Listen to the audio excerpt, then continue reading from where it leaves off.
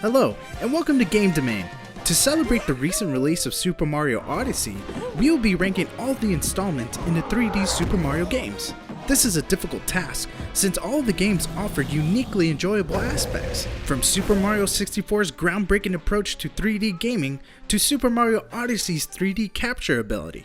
The Super Mario games are ubiquitous in the video game universe. Since the release of the first 3D Mario game, Super Mario 64, in 1996, the franchise has continued to produce innovative, highly anticipated games. While the games feature a familiar cast of characters and enemies, and a similar basic plot, each game differentiates itself through the scenery, gameplay, and unique mechanics. These features are the criteria we use to rank the games.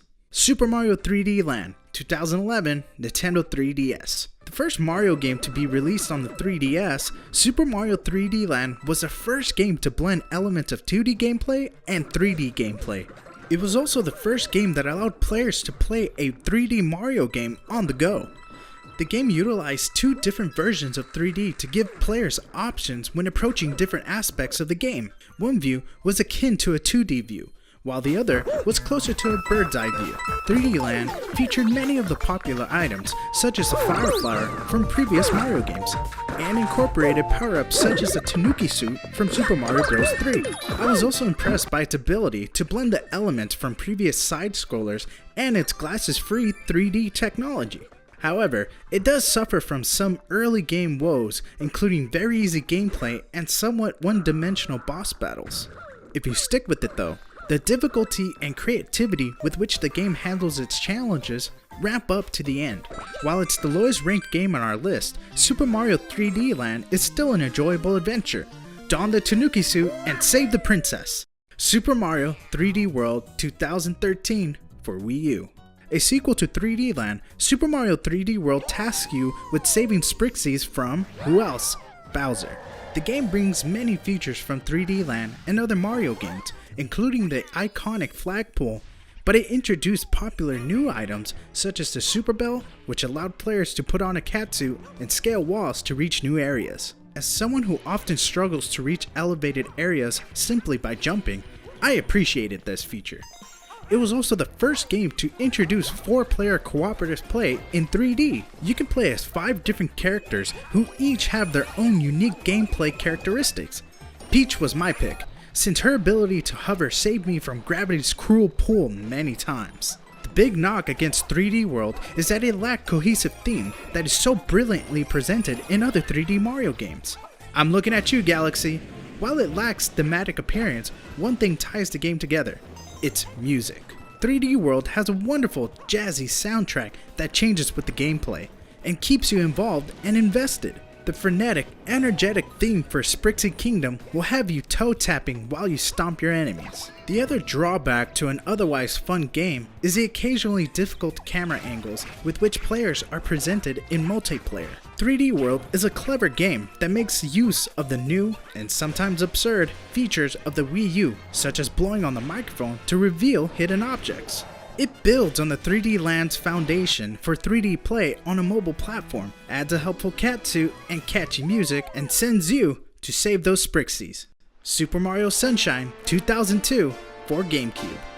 Super Mario Sunshine was a long-awaited follow-up to the groundbreaking Super Mario 64. It followed in its predecessor steps, creating a world that invites you to explore, instead of just challenging you into a linear plot. It added a beautiful tropical skin to a familiar and proven body of gameplay style founded by Super Mario 64. It was still basically a hunt to gather items and save Peach, although this time your nemesis was a Mario imposter. But Sunshine gives you an overpowered Super Soaker that allows you to hover and blast enemies. Sunshine is a great game, and in my opinion, its popularity largely stemmed from the world it created.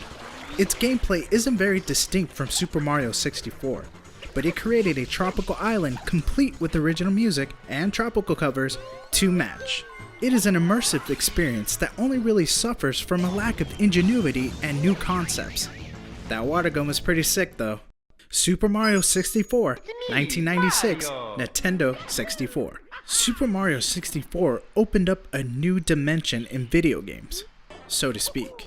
It's hard to imagine now, but Super Mario 64 came out at a time when 3D gameplay was still trying to find its way. The time-tested plot of rescuing Peach from Bowser felt familiar, as did the setting, but everything else was new. The game didn't try to make a three-dimensional side-scroller. Instead, it made immediate use of all three dimensions by creating open worlds that were a thrill to explore. The possibilities felt limitless. Revisiting levels I'd already beaten revealed new areas and hidden items. Tricks like wall jumping accessed secret areas and more collectibles. Easter eggs like the penguin race made the world feel magical. I'll admit, Mario 64 could probably be a bit farther down the list due to some superficial blemishes, but really, it was such a revolutionary game when it came out.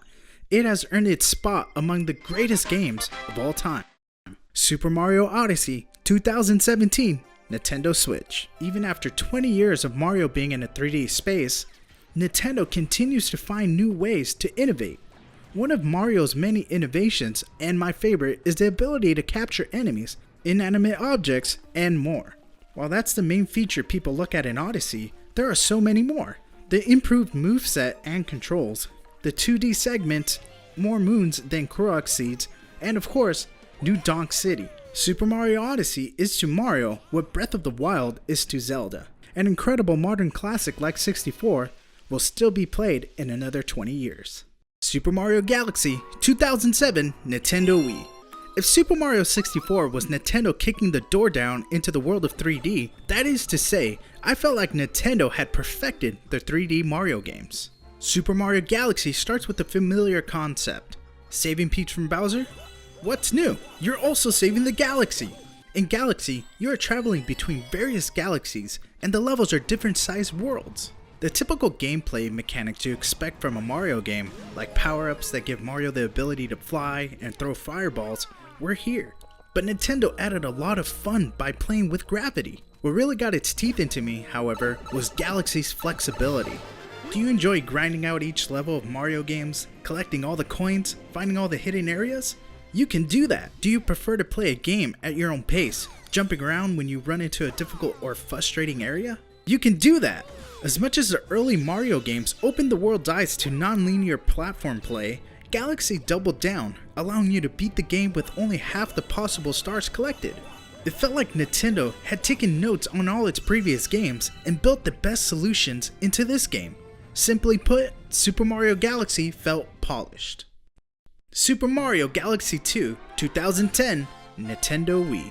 So now that you know my opinion on Super Mario Galaxy, you must be surprised that it wasn't the #1 game in this ranking list. Why? Because Super Mario Galaxy 2 took everything from its immediate predecessor and turned it up to 11. I loved how it took everything from Galaxy and found new ways to enhance the gameplay. Considering it followed the first game after only 3 years, I was worried that it would be just more of the same. It was, but when the same is already great, it's not really a problem. They took the same concept of exploring planets in galaxies in hopes of saving Peach from Bowser, but they added novel gameplay mechanics. Some of the planets have unique twists based on their theme, like slowing time and modifying the environment based on the music. They added a sense of diversity to the levels that I didn't notice was lacking in the first Galaxy game. Along with that level of diversity, Galaxy 2 added difficulty. This was one of the first things that was frustrating, but they even thought of a way to help with this. They built mechanics into the game to help you through tricky areas. It was difficult for me to choose between Galaxy and Galaxy 2, but really, it seems that wherever Galaxy was great, Galaxy 2 took it farther. Those are our rankings. As always, gameplay is subjective, so let us know which 3D Mario game you think deserves to earn the top spot, and which games you think should be bumped down. Thank you for watching.